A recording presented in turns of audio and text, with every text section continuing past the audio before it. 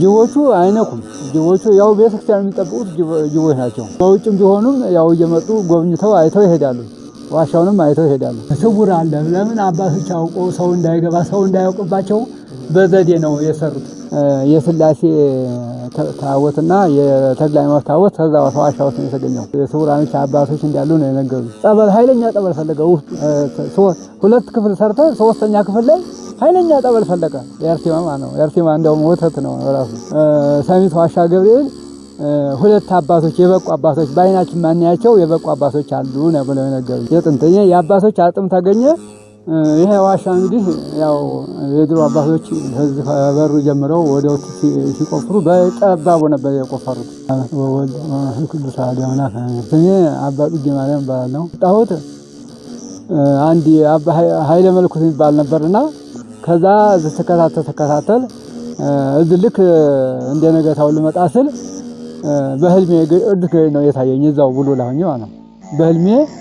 ከዛ ራሱ ቅዱስ ገብርኤል ታይቶ ለይቱን አይቸው። ከዛ በነገታው መጣሁ። እንደመጣሁ እዛ እንትና ማነስ ቁጥጥሩ እዛ ውስጥ ቤተክርስቲያን ዋሻ ነበር።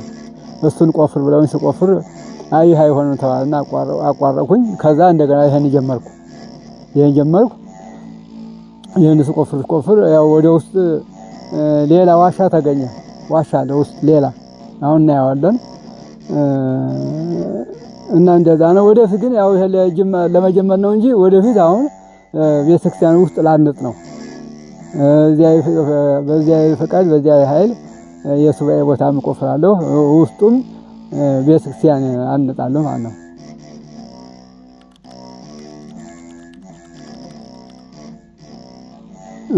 ጅቦቹ አሁን በር ከተወጀለት በኋላ መጥተው በውጪ ይመጣሉ። በውጪ መጥተው ይሄዳሉ።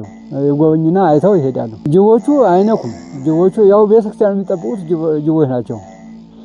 እና እንደውም ልጆቻቸው እዚህ እየወጡ እዚህ ፀሐይ እየሞቁ ዳቤ ሁሉ አንድ እናት ነበሩ። ዳቤ ሁሉ ሲሰጧቸው ይበሉ ነበር ነው የሚባለው። እዚህ ፀሐይ እየሞቁ ማለት ነው።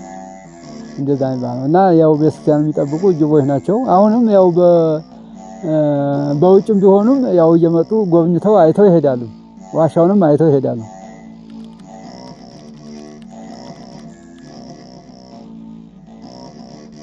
አዎ ለምሳሌ አሁን ቤተክርስቲያን የሚቀርቡ ሰዎች ካሉ አሉ አይደለም፣ የሚቀርቡ ቤተክርስቲያን የማይወዱ አሉ። እና እንደገና ደግሞ ሌላ ኃጢአት ያለበት ሰው ከበድ ያለ ኃጢአት ያለበት ሰው ያንን ይከለክሉታል፣ ይመልሱታል።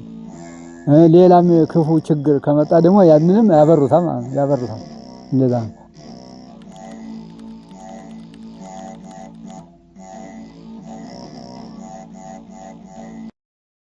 ያው ምንም አልነገረኝም፣ ግን ራሱ በአካል መጥቶ ነው ቁሞ የማየው። እና በጣም ነው እንደዚህ ቁሞ ያኛል አያዋለሁ። በጣም ደስ የሚል ነው። እኔ ሁሌ ከውስጤ አይጠፋም። እና ከዛ በህልሜ አይቼ ነው በነገታው ወደዚህ መጥቼ ስራ የጀመርኩት። እንደዛ ነው።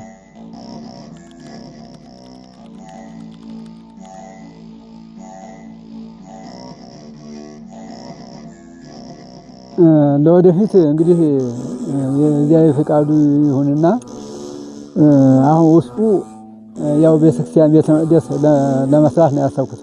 ያው የእግዚአብሔር ፈቃዱ ይሁን፣ የቅዱስ ገብርኤል ፈቃዱ ይሁን፣ የእመቤታችን ፈቃዱ ይሁን እና የቤተክርስቲያን ውስጡ ለመስራት ነው የፈለኩት። እንደገና ደግሞ የሱባኤ ቦታ ነው ያሰብነው። ሱባኤ ቦታ ዋሻው ለብቻው ወደ ባንዱ በኩል ሱባኤ ቦታ ክፍል ይሰራል። ቤተክርስቲያኑ ከዚህ ጀምረን ነው ወደዚህ ነው የምንሰራው። ውስጥ ነው የሚሰራው በዚህ ውስጥ።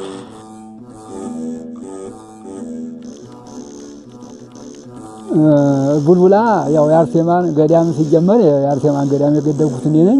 እንደገና ደግሞ የአርሴማ ዋሻዋን የቆፈርኩት እኔ ነኝ። የአርሴማ ዋሻው ሁለት ነው፣ የሰው የሚጸልይበት። እንደገና ደግሞ ሁለተኛ ደግሞ ለሱባኤ ቦታ ክፍል ስንሰራ ጸበል ኃይለኛ ጸበል ፈለገ። ውስጥ ሁለት ክፍል ሰርተ ሶስተኛ ክፍል ላይ ኃይለኛ ጠበል ፈለቀ። የአርሴማ ማለት ነው። የአርሴማ እንደውም ወተት ነው ራሱ። እና እንደገና ደግሞ የተክለ ሃይማኖት ደግሞ ትንሽ ዋሻ ነበረች። የመጀመሪያ የስላሴ ታቦትና የተክለ ሃይማኖት ታቦት ከዛ ዋሻ ውስጥ ነው የተገኘው። መግቢያው ላይ ማለት ነው። ከዛ አስተዳደሩ እዚህ ቆፍራሉኝ። ከዛ ቆፍሬ ውስጡ ገብቼ ቤት ሰራሁኝ የተክለ ሃይማኖትን እና ሁለተኛ በር ሳበጅ ሌላ የጥንት ዋሻ ደግሞ ተገኘ። የጥንት የአባቶች አጥም ተገኘ። እንደገና ደግሞ የጥንት ዋሻ ተገኘ ደግሞ ሁለተኛ በር ታወጣ ማለት ነው። እዛው ተክለ ሃይማኖት ዋሻ ውስጥ አለ አሁንም ይታያል። እና ስውራኖችም አሉ እዛ ተክለ ሃይማኖት ስውራኖች አሉ። ቤተክርስቲያናቸው ስውር ሰዎች ስውሮችም አሉ ተክለ ሃይማኖት። እዚህ ደግሞ ያው ልጆች ከቡልቡላ እየመጡ የሚረዱኝ ልጆች አሉ። ሁለት አባቶች ስውራኖች አባቶች እንዳሉ ነው የነገሩኝ እዚህ ውስጥ ማለት ነው። ልጆቹ ያው ትንሽ የገዳም ሰው አገልጋይ ትንሽ ብቃት ያላቸው ናቸውና እዚህ እየመጡ ይረዳሉና አባቶች ሁለት አባቶች እንዳሉ ነው የነገሩኝ እዚህ ውስጥ ማለት ነው። ዋሻ ገብርኤል ሁለት አባቶች እንዳሉ ነው የነገሩኝ። ላይን ማናያቸው የበቁ ልጆቹ ያው እዚህ እየመጡ ይረዱኝ ነበር።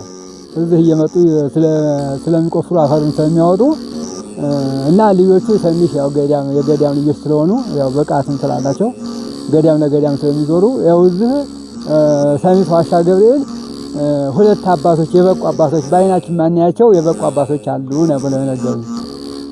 እኛ ስላታያቸው ስላዩ ነው ለዛ እና ብዙ ምስጢር አለው ነው የሚሉት። ዋሻው ሰሚት ዋሻ ገብርኤል ብዙ ምስጢር አለው፣ ስውር አለ፣ ገና ያልወጣ ነገር አለ ነው ያሉት።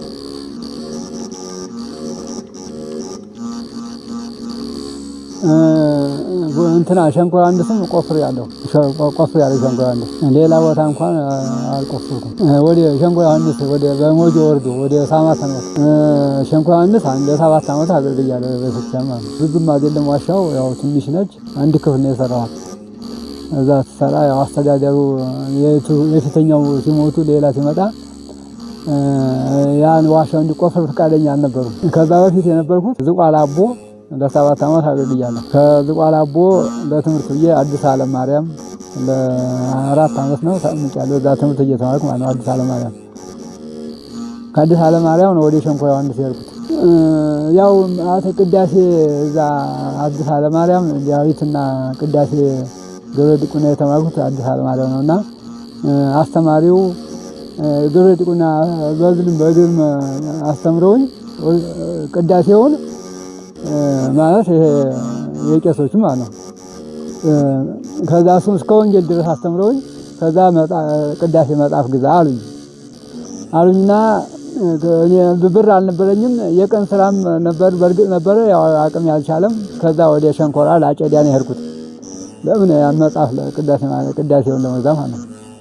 ከዛ ቅዳሴ መህርኩም አልቻልኩም። ያው ትንሽ ልጅ ሆኜ ስለሚያመኝ ነበር አቅም አልነበረኝም። ያው ሸንኮራ አንድስ እዛ ስተምንስል ጠበል ውሃ እየቀዳሁ ለሰው ለኩል ውሃ እየቀዳሁ ለኩል 14 ቅዳሴ መጽሐፍ ቀዳሁኝ። ያንን ከሌላ አንድ አባት ሰማር ከዛ የቅዳሴ መምህር መጣ። እዛው ቅዳሴ መምህር ሲመጡ እዛው ጀመርኩኝ። እዛው ተማርኩኝ። ከዛው ዮሐንስ መለኮስኩኝ። እዛው ተቀጠርኩ። ዮሐንስ ሸንኮራ አንድስ ተቀጠርኩ። ዮሐንስ ወደ አዲስ አበባ ነው የመጣው። ዝቋላ በተለያየ ያው እንዳዘዙን ነው ያው ማለት አናኮማስ ያው እንጨት መስበል ለገዳሙ ዳቤ መጋገር፣ ከብት ጠብቅ ሲሉኝ ከብት ጠብቃለሁ፣ ፍየሎች፣ በጎች እንደገና ደግሞ አዲስ አብሬ ሰርቻለሁ። አዲስ ማለት ያው መቆፈር፣ ማጭድ፣ ሸክም መሸከም በቃ የታዘዝነው ነው የምንሰራው።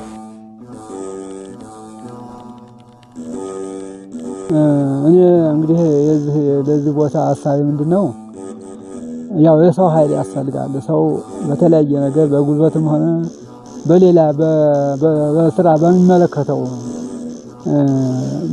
እና ያስፈልጋል እና ብዙ ይሄ ቦታው የሥራ ቦታ ነው፣ የቅዱሳን ቦታ ነው እና እንደውም የሚሉት እዚህ ካህናቶች አባቶችም እዚህ አገልጋዮች የዚህ ሰሚት ዋሻ ገብርኤል አገልጋዮችና የነዋሪዎቹ ሲናገሩ ምንድነው የሚሉት ከዚህ እንደው በሩ ተሰውሮብን ነው እንጂ ከዚህ ከሰሚት ዋሻ ገብርኤል ጀምሮ እስከ ቦራ ራሳ ድረስ የሚሄድ ዋሻ አለ ነው የሚባለው።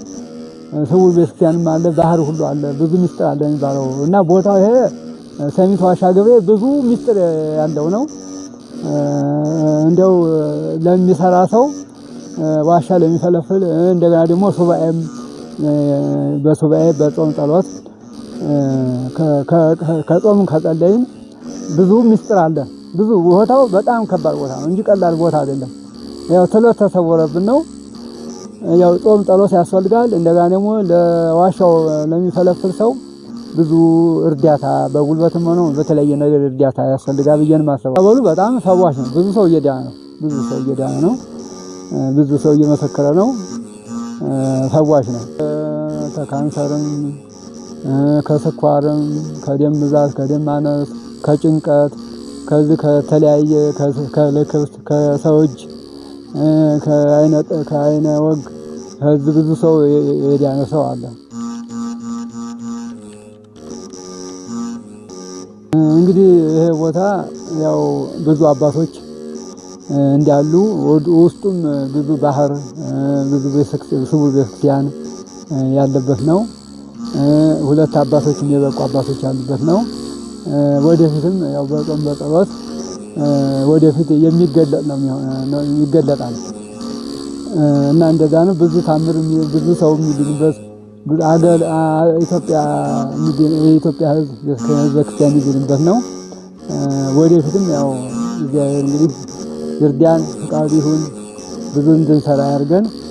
ሀገራችን ኢትዮጵያን ሰላም ያድርግልን፣ ሕዝበ ክርስቲያንን ይጠብቅልን፣ ቤተክርስቲያናችን የሕዝበ ክርስቲያንን ሀገራችን ኢትዮጵያን ይጠብቅልን። በሰላም እንዳዋልከን ፈጣሪያችን እንዳሳደከን ፈጣሪያችን ስለ በሰላም አውለን ከእመቤታችን ከድንግል ማርያም በረከቷ ረድኤቷ ያሳድርብን። የቅዱስ ገብርኤል በረከቱ ረድኤቱ ይደርብን። የጻድቃን ሰማዕታት የነቢያት ሐዋርያት በረከታቸው ረድኤታቸው ይደርብን። የአባታችን የአቡነ ዘርአብሩክ በረከታቸው ረድኤታቸው ይደርብን። የቅዱስ ዮናኤል በረከቱ ረድኤቱ የጎርጎር ማርያም ስድስቱ ቅዱሳን በረከት ረድኤት ይደርብን። የእመቤታችን ድንግል ማርያም በረከቷ ረድኤቷ ይደርብን ይዋልብን። የሥላሴዎች ቸርነታቸው ይቅርታቸው ረድኤታቸው ይደርብን።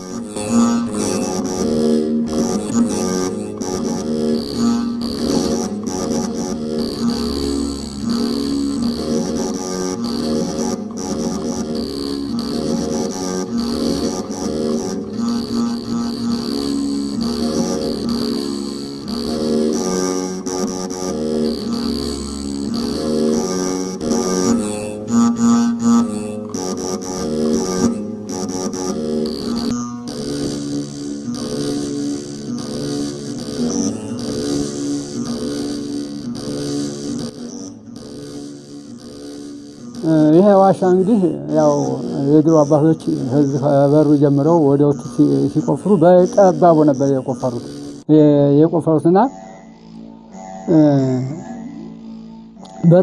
በጠባቡ አድርገው ወደ ውስጥ ገብተው ከዛ አሁን እኛ ደግሞ ያው አስተዳደር ቁፍር ብለውን አሁን የአፈሩን የድሮውን ዋሻ አፈር እያወጣ ድንጋዩን አፈሩን እያወጣ እያሰፋን ነው አሁን የቆፈርነው። እና የድሮዎቹ አባቶች ያው በጠባቡ ቆፍረው ገብተው ከዛ መልሰው አፈርና ድንጋይ ነበር የሞሉበት። አሁን ይሄ እንደዚህ የሰፋው እኛ ያሰፋ እና ከልጆች እየሄዱኝ እኛ ያሰፋው እና ወደ ውስጥ ሌላው ስውር ያልተገለጠ ዋሻ ስላለ ነው እንጂ ይሄንን ከዚህ ከበሩ ጀምረው የቆፈሩት ሌላው ስውር ቤተክርስቲያን ስላለ ነው። ስውር ዋሻ ስላለ ነውና ያን አሁን እንግዲህ ወደፊት ያው ይሄ ለጅምር ነው። ወደፊት ቤተ መቅደስ እንሰራለን፣ የሱባኤ ቦታ እንሰራለን። ሌላም ብዙ የሚገለጥ ነገር የሚወጣ ነገር አለ እና ዋሻው ብዙ ምስጢር ያለው ቦታ ነው። ወደፊት ብዙ ሰው የሚድንበት ብዙ ሰው የሚፈወስበት ይሄ እንግዲህ ያው እስከዚህ ድረስ ነው እየቆፈርን ያለው። ወደ ውስጥ ግን ዋሻ አለ። ቆይ ልናየው ነው። ወደ ውስጥ አለ። ይኸው ይታያል። በዝጋው ነው ይታያል። እኔ አሁን የቆፈርኩት እስከዚህ ድረስ ነው። ግን ያለ ዋሻ ወደ ውስጥ አያችሁት? ወደዚህም አለ። ወደዚህ ሁለት ዋሻ አለ። እንደገና ደግሞ ወደ ላይ ሁሉ አለ። ያው ስዕል ሁሉ አለ እና ስውር አለ። ለምን አባቶች አውቆ ሰው እንዳይገባ ሰው እንዳያውቅባቸው በዘዴ ነው የሰሩት የቆፈሩት ሰው እንዳይገባ ማለት ነው ሰው እንዳያውቀው እንጂ ወደዚህ ውስጥ አለች በሩ አልችልም ወደዚህ አለ ወደ ላይ አለ በጠባቡ አውቀው ሰው እንዳይገባ በጠባቡ አድርገው ተደፍኖ ነው ምልክት አለ ወደ ላይ አለ እና ያው ሰው እንዳይገባ ሰው እንዳያውቀው ነው ስውር ነገር ሚስጥር አለ ወደዚህ ሲል ወደ ላይም አለው ወደዚህም አለው ወደዛ አለው እና ብዙ ሚስጥር ያለው ብዙ ስውር ቤት ያለበትና ስውር አባቶች ያሉበት ነው እና ቦታው ከባድ ቦታ ነው። አዎ የስራ ግን የሚሰራ ሰው ያስፈልጋል።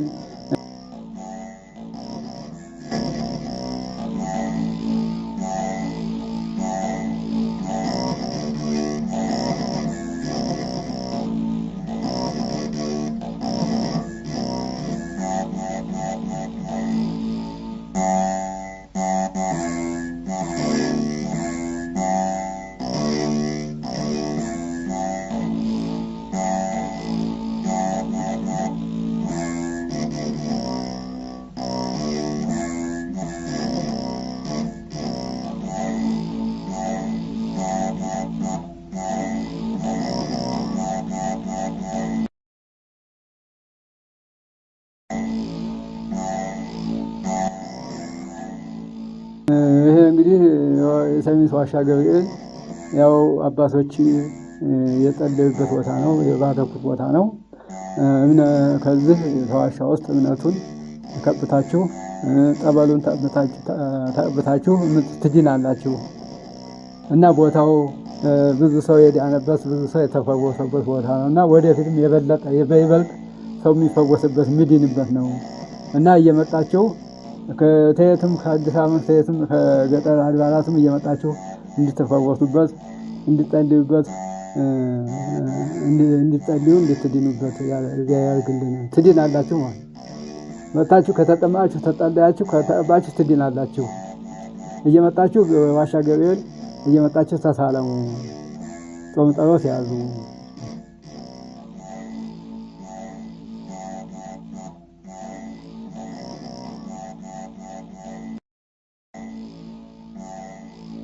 ያው ከመጣሁ አሁን አመቴ ነው። መጀመሪያ ቤተክርስቲያን ውስጥ ዋሻ አለች እዛ ነበር የጀመርኩት። ግን ያ የማይሆን ሲሆን እዚህ ጀመራሉኝ እዚህ ጀመርኩት።